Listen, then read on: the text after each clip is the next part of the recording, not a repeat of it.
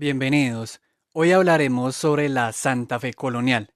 Comenzaremos explorando cómo las mezclas raciales desafiaron las normas de la época, revelando una Santa Fe donde el color de la piel no siempre dictaba el destino. Luego nos sumergiremos en cómo se formaban las familias, más allá del matrimonio tradicional, descubriendo un mundo de uniones diversas y hogares liderados por mujeres que redefinieron el concepto de la vida familiar. Finalmente, veremos cómo, a pesar de los intentos de control de las autoridades, la realidad social era tan dinámica que la propia noción de legitimidad se puso en tela de juicio.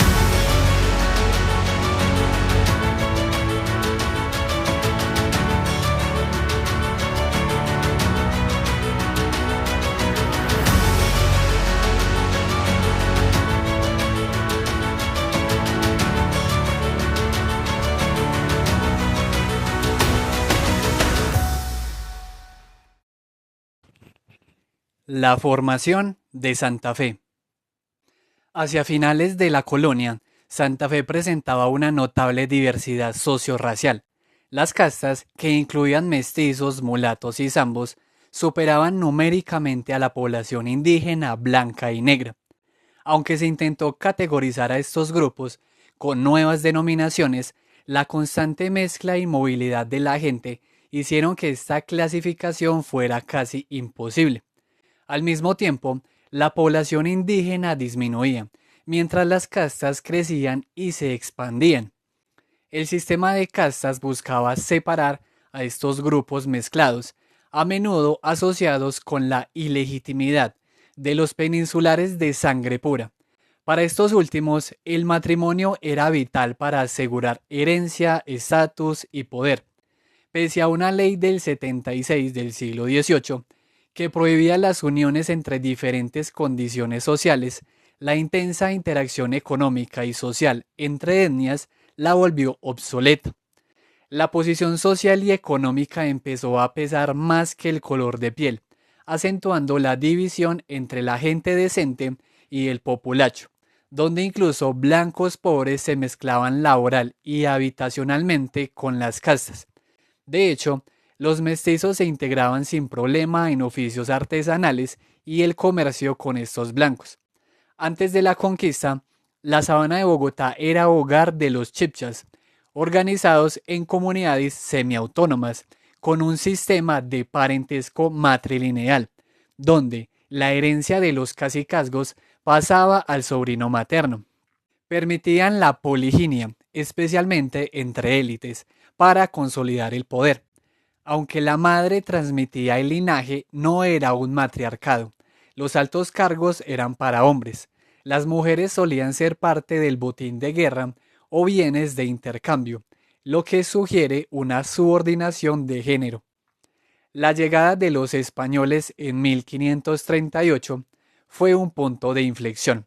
La ausencia de mujeres españolas y la costumbre de los guerreros de apropiarse del botín hicieron de las mujeres indígenas el centro del mestizaje, un proceso inicial producto de la violencia y apropiación, facilitado por algunas costumbres chibchas como la libertad sexual prematrimonial y la poliginia. Tras la violencia inicial, españoles e indígenas convivieron replicando el modelo poligínico.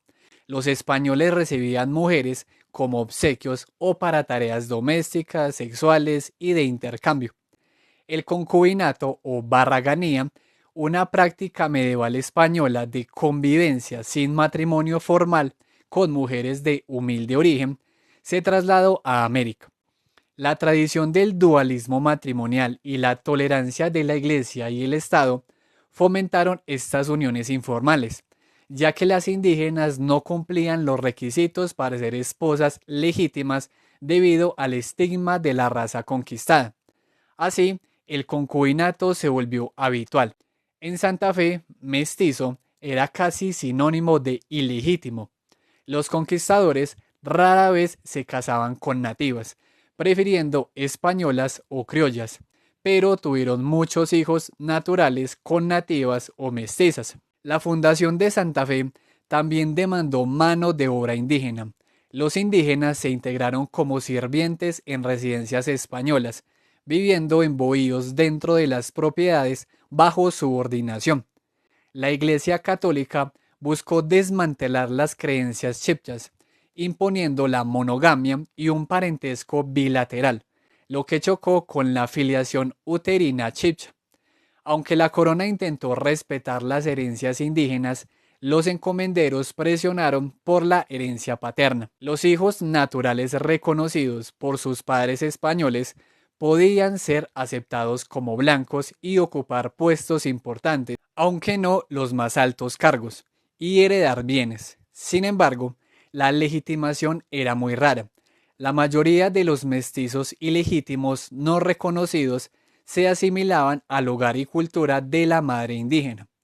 Las autoridades coloniales veían a los mestizos con preocupación, asociándolos con el mal nacimiento, vicios y ociosidad, y les impedían acceder a oficios reales o privilegios de los blancos, a menos que fueran fruto de matrimonio legítimo. Ahora hablemos de la transformación de Santa Fe. Santa Fe de Bogotá experimentó un crecimiento lento desde su fundación en 1538 hasta mediados del siglo XVIII, frenado por epidemias como la viruela del 58 y la difícil geografía. No obstante, los caminos indígenas en la sabana facilitaron el intercambio local, asegurando un crecimiento poblacional constante y una economía campesina regional centrada en Santa Fe. La transformación de Santa Fe en un centro urbano en el siglo XVIII estuvo ligada a los cambios políticos y fiscales borbónicos. En 1739, Felipe V la elevó a virreinato de la Nueva Granada, lo que incrementó sus funciones, responsabilidades y recursos fiscales, consolidándola como capital y sede de las más altas autoridades. Las medidas fiscales de Juan Francisco Gutiérrez de Piñeres en 1778, como la prohibición del tabaco, desataron la rebelión comunera del 81 en Socorro. Este movimiento multiétnico incluyó castas indígenas, negros y blancos pobres. La alianza Bogotá-Socorro fue crucial, y el arzobispo Antonio Caballero y Góngora negoció las capitulaciones para evitar la toma de Bogotá. Aunque las promesas de la corona fueron olvidadas, la rebelión demostró el poder de protesta de la gente común, llevando a la corona a reforzar los controles estatales. A pesar de las reformas, el impacto económico en Santa Fe fue modesto. La ciudad era ante todo un centro administrativo. La inversión en infraestructura urbana, como puentes y alumbrado, se debió más a la canalización de recursos fiscales que a un desarrollo económico significativo. La pobreza persistía y su economía giraba en torno a la agricultura y minería local, con la actividad artesanal como la más productiva localmente. Santa Fe se ubicaba en las faldas de los cerros orientales, con buen acceso a recursos. La Plaza Mayor era el corazón cívico y religioso, rodeada por la catedral y el palacio virreinal. Para fortalecer el control civil, en 1774 se dividió la ciudad en 4 cuarteles y 8 barrios, suplantando la organización eclesiástica. A fines del siglo XVIII los espacios de poder estaban segregados. Élites cerca de la Plaza Mayor y barrios periféricos para indígenas y castas. La ciudad también contaba con numerosos conventos, monasterios y colegios. El panorama social era variado. La élite criolla y europea basaba su poder y prestigio en cargos burocráticos, eclesiásticos o militares, más que en la riqueza. Las alianzas matrimoniales eran cruciales para mantener poder y linajes, como el del Marqués de San Jorge. Una rosca familiar de 5 familias criollas monopolizaba los cargos virreinales, dificultando los intentos borbónicos de desmantelar su influencia. La mayor parte de la población era la plebe, artesanos, tratantes y jornaleros, a menudo estigmatizados y asociados con pobreza y desorden, siendo las mujeres las más numerosas y visibles en este grupo. Santa Fe experimentó un notable crecimiento demográfico a fines del siglo XVIII, impulsado por la migración interna. Un alto número de inmigrantes eran mujeres, indígenas y mestizas, que llegaban por la expulsión rural y se empleaban en el servicio doméstico. Esta migración femenina masiva generó un significativo desequilibrio de sexos, con una abundancia de mujeres en todos los grupos raciales. Este desequilibrio afectó el mercado matrimonial y llevó a la proliferación de uniones informales con muchas mujeres de castas asumiendo el rol de jefas de hogar.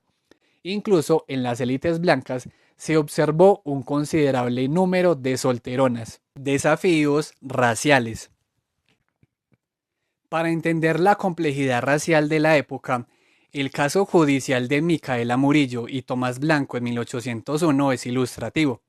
Micaela demandó a Tomás por incumplimiento de promesa matrimonial. La madre de Tomás se opuso por notoria desigualdad, alegando la pureza de sangre de su hijo frente al origen mulato y la baja extracción de Micaela. A pesar del parentesco entre ambas familias, el conflicto giró en la ilegitimidad. Sorprendentemente, el juez falló a favor de Micaela, declarando la oposición como irracional. Esto sugiere que la sociedad estaba agotada de los rígidos códigos raciales y que el creciente número de mestizos y castas hacía insostenible el sistema de categorías. Además, la oposición de la madre de Tomás pudo influir al afectar su honor familiar, ya que sus otros hijos se habían casado con gente del pueblo. Los criterios de clasificación racial eran confusos. Para la élite blanca era vital demostrar legitimidad y ausencia de mezcla. Para la gente del común, la legitimidad paterna y la reputación social de ser tenido por blanco bastaban. La ocupación también era crucial en el estatus.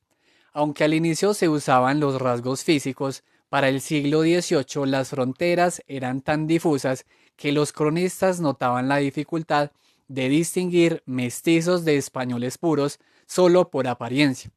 Factores como el oficio, la vestimenta y el lugar de residencia comenzaron a determinar más la clasificación racial. El mestizaje fue el rasgo más sobresaliente de Santa Fe a fines del siglo XVIII, desdibujando las líneas del color. Aunque la corona intentó mantener un sistema rígido con complejas castas de mezcla, estas clasificaciones artificiales no eran usadas por la mayoría de la gente ni por los funcionarios. Los curas solían registrar a los mestizos como libres de todos los colores, y la libertad era un criterio más fiable que el color. El proceso de blanqueamiento estaba borrando las fronteras entre mestizos y blancos, incluso impulsado por la corona con las gracias a sacar. Los registros de bautismos de barrios como la Catedral y Las Nieves revelan estas diferencias. En la Catedral la distancia social entre blancos y mestizos era clara, pero en Las Nieves, donde había blancos pobres e interacción constante, muchos mestizos fueron registrados como blancos debido a la ausencia de grandes diferencias socioeconómicas o físicas, contribuyendo a este blanqueamiento a medida que uno se alejaba del centro. Nobleza y control. La élite de Santa Fe se aferraba a la pureza racial y la legitimidad de nacimiento para mantener su poder. Casos judiciales mostraban cómo debían probar un honrado nacimiento y evitar oficios viles para acceder a privilegios. Solo blancos no contaminados podían. La legislación matrimonial de Carlos III dio a los padres poder para impedir enlaces inadecuados. En Santa Fe, la distancia social fue el motivo más frecuente de oposición, incluso dentro de la élite. Los títulos honoríficos como don y doña se volvieron más importantes para una minoría que sentía su distinción amenazada. Conflictos por el uso inmerecido de estos títulos por castas o blancos pobres mostraban el avance económico de algunos sectores que buscaban reconocimiento. Dentro de la población común, algunos lograban posición social y económica gracias al trabajo y matrimonios ventajosos. Las artesanías y el comercio local, a menudo con la participación crucial de las esposas, ofrecían prosperidad. Manuel de Orellana, un carpintero, acumuló riqueza y vivió como parte de la élite. Las mujeres de todos los estratos jugaron un papel económico vital, administrando bienes, confeccionando o atendiendo negocios. Las últimas décadas del siglo XVIII vieron un endurecimiento de las medidas de control sobre la población común, influenciado por el movimiento comunero y el crecimiento demográfico. Los censos revelaron un aumento de la población mestiza y un desequilibrio de género con más mujeres, lo que preocupó a las autoridades. Veían a los mestizos como holgazanes y a las mestizas de costumbres disolutas.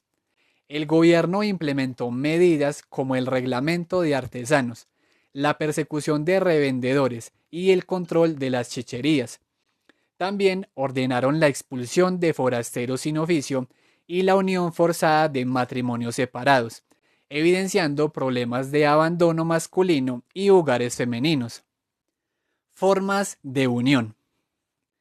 En la Santa Fe colonial, las formas de cortejo y unión familiar eran muy diversas.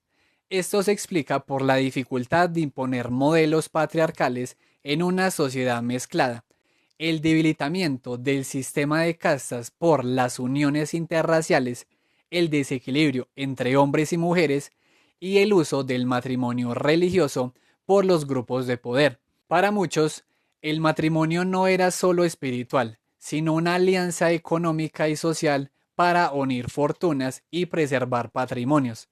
La virginidad y el honor masculino también tenían valor material. Aunque la Iglesia controló el matrimonio, Carlos III intervino para reforzar el aspecto civil, dando más poder a los padres en la elección de pareja y en herencias con la pragmática de matrimonios, buscando mantener el orden social. La élite blanca fue la principal beneficiaria del matrimonio sacramental. Los registros muestran que este rito era practicado sobre todo por criollos y peninsulares, menos frecuentes entre negros e indígenas y raro entre mestizos y mulatos. En barrios de élite, las bodas religiosas superaban a las de los populares. Los blancos se casaban entre ellos para mantener el estatus. Los esclavos también tenían alta tasa de matrimonios religiosos, aunque siempre bajo decisión de sus dueños, quienes a menudo se beneficiaban de ello. Las esclavas que buscaban libertad para ellas y sus hijos a menudo veían promesas incumplidas. Los indígenas mantuvieron patrones de unión influenciados por los curas. Para mestizos y mulatos, el matrimonio religioso era menos común y no una vía de ascenso social. Solían unirse sacramentalmente con indígenas o esclavos. Muchos de sus hijos nacían en uniones no legales. La élite practicaba una endogamia rígida para preservar linaje y poder, con matrimonios a menudo arreglados entre parientes cercanos, reforzando la autoridad paterna. Sin embargo, no siempre era así. A veces los novios tenían voz. Las ideas de amor romántico empezaban a aparecer y algunos jóvenes rechazaban la imposición, como el caso de Andrea, forzada a casarse joven. El concubinato era una realidad generalizada, especialmente entre las castas, y una constante preocupación para las autoridades. Aunque se consideraba pecado, era tolerado, sobre todo el simple entre solteros. Un tercio de los niños mestizos nacían fuera de matrimonio legítimo, y estos hijos y sus madres carecían de beneficios legales y enfrentaban censura. Las causas principales eran los altos costos del matrimonio religioso y los obstáculos legales como impedimentos de parentesco difíciles de probar con poca información genealógica. Las uniones informales se convirtieron en la norma, aunque sin respaldo legal para las mujeres y sus hijos. A pesar de su estatus, compartían el objetivo de formar una familia. La vida familiar colonial. En Santa Fe colonial, las formas de cortejo y unión familiar eran muy diversas debido a la dificultad de imponer el modelo patriarcal hispánico en una sociedad tan heterogénea y mezclada. El desequilibrio de género, con más mujeres, favoreció relaciones informales, el madresolterismo y los hogares con jefatura femenina. La rigidez matrimonial y la dificultad del divorcio también contribuían al adulterio y al abandono. La sociedad era patriarcal, con los hombres ejerciendo poder sobre la sexualidad femenina, el linaje y las herencias. La propiedad de la mujer dependía de su estado civil y carecía de voz legal. La participación femenina en la economía, aunque activa, era desvalorizada. Los códigos de honor para mujeres exigían modestia y aislamiento, ideales inalcanzables para las mujeres de los sectores populares, cuyo trabajo diario les daba una autonomía que chocaba con las normas, siendo vistas como sueltas. El honor estaba ligado a la riqueza económica. Los concubinatos adulterinos eran muy frecuentes y afectaban no solo a las castas, sino también a mujeres blancas. Su precariedad económica y exclusión del poder, más que el color de piel, explicaban estas conductas transgresoras. Muchas de estas relaciones eran de larga duración, a veces segundos matrimonios informales. El abandono masculino generaba inestabilidad en las familias populares. La ley era más dura con la mujer infiel que con el hombre.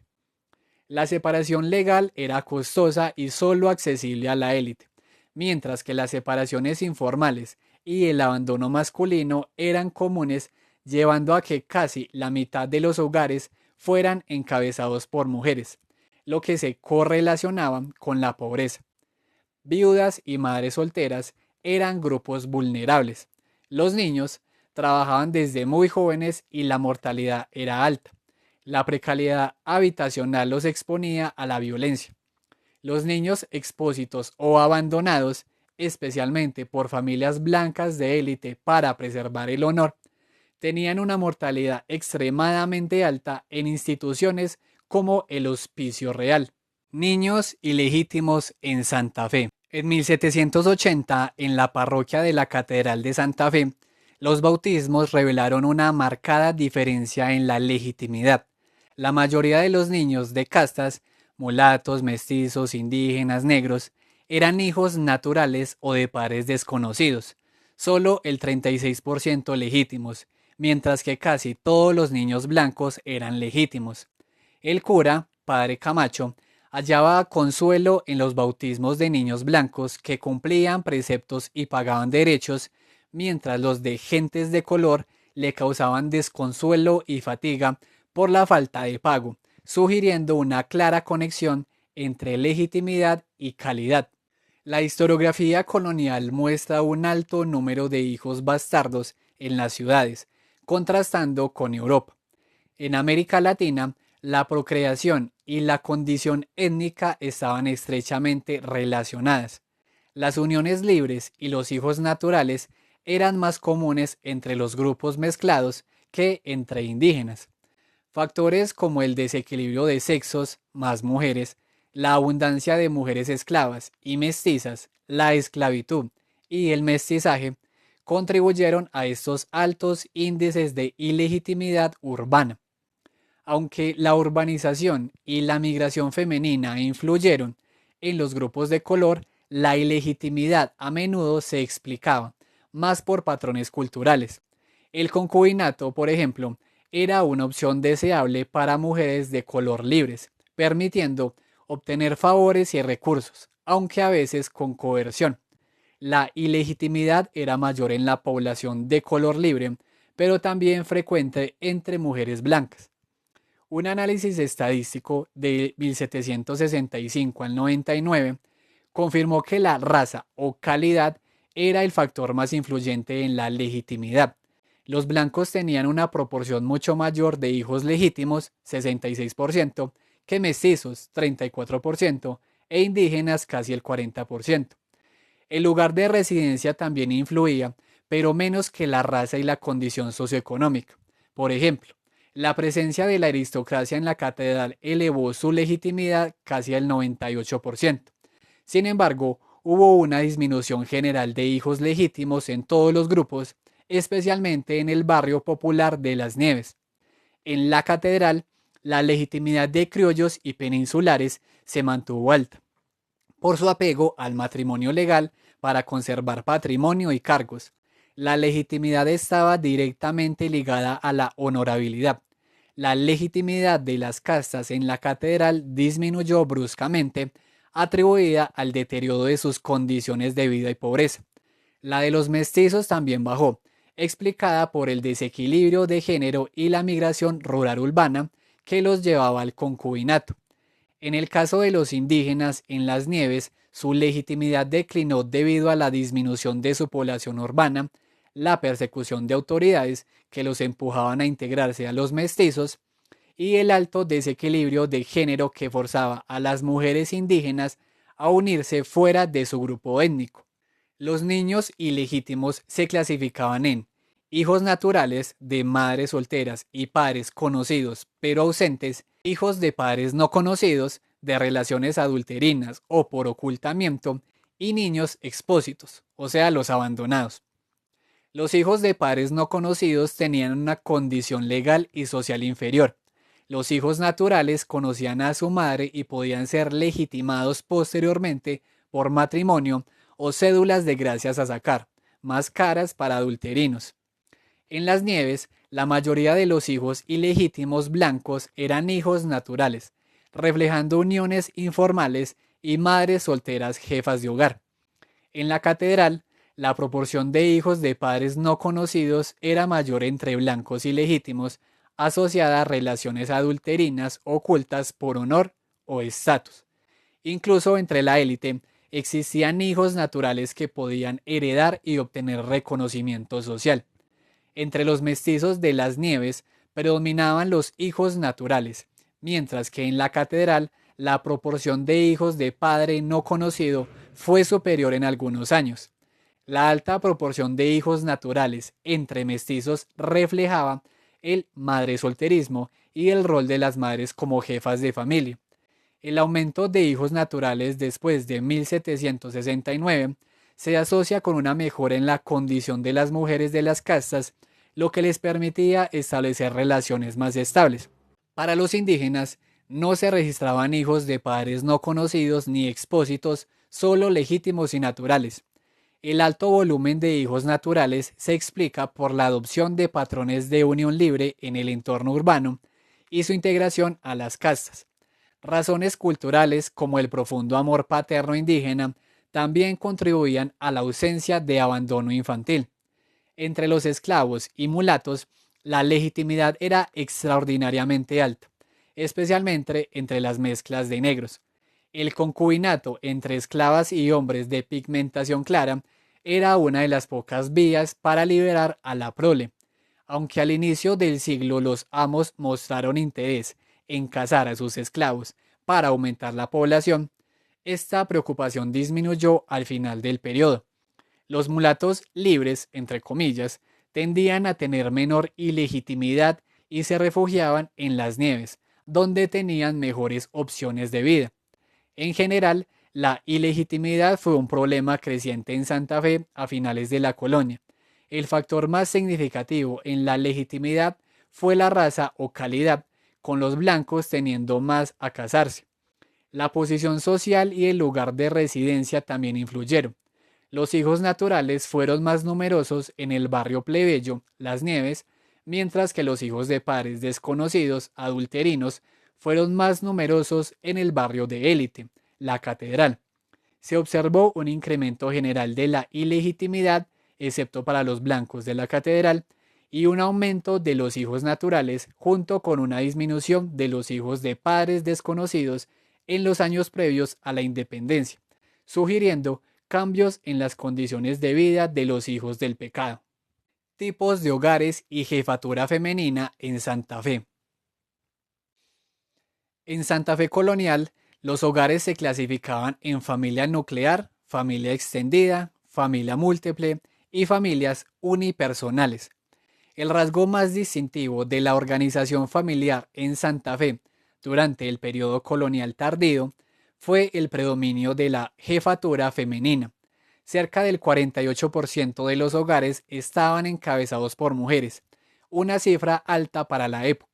La mayoría no eran de la élite, sino mujeres que manejaban sus recursos y vivían en casas alquiladas, a menudo con pocas dependencias y un número reducido de hijos. Estas mujeres lideraban sus grupos domésticos en todos los sectores, incluyendo en la economía de la ciudad, al asumir la responsabilidad de mantener a sus hijos. Varias razones explican esta marcada jefatura femenina y el desequilibrio. La ciudad presentaba un notable exceso de mujeres, 59% de la población en 1779, resultado de una migración desproporcionada de mujeres jóvenes, solteras, mestizas e indígenas en busca de oportunidades. Esta abundancia de mujeres y escasez de hombres llevó a formas de organización doméstica poco convencionales. También se observaron altos niveles de soltería, especialmente entre mujeres privilegiadas y un creciente número de hogares unipersonales. La mayor mortalidad de hombres casados dejaba muchas mujeres jóvenes y fértiles con ciclos reproductivos truncados, y la alta incidencia de relaciones inestables entre mujeres de las castas y blancas sin abolengo también contribuyó a estas dinámicas. La mayoría de los niños y jóvenes, el 55%, vivían en hogares nucleares. Sin embargo, un 35% residía con sus madres como jefas de hogar. Estos hogares monoparentales eran generalmente precarios, con menos hijos y mayor mortalidad infantil.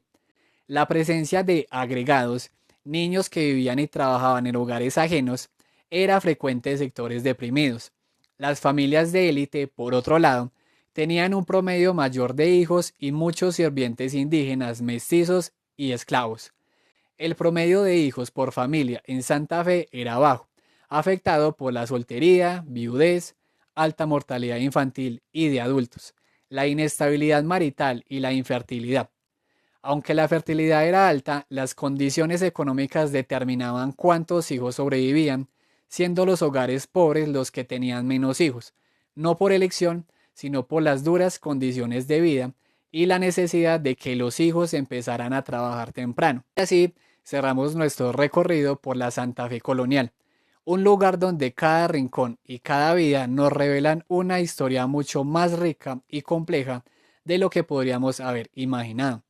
Hemos visto cómo las identidades se tejían en un crisol de mezclas raciales que desafiaron cualquier intento de clasificación rígida y cómo la vida familiar se adaptó a realidades diversas, dando paso a formas de unión y a una notable jefatura femenina que cimentaron la sociedad. Santa Fe no fue solo una capital administrativa, sino un vibrante escenario de interacciones humanas donde la resiliencia y la capacidad de adaptación de sus habitantes, especialmente de las castas y las mujeres, forjaron un legado único. Comprender esta Santa Fe diversa y dinámica es entender mejor nuestras propias raíces. Hasta la próxima.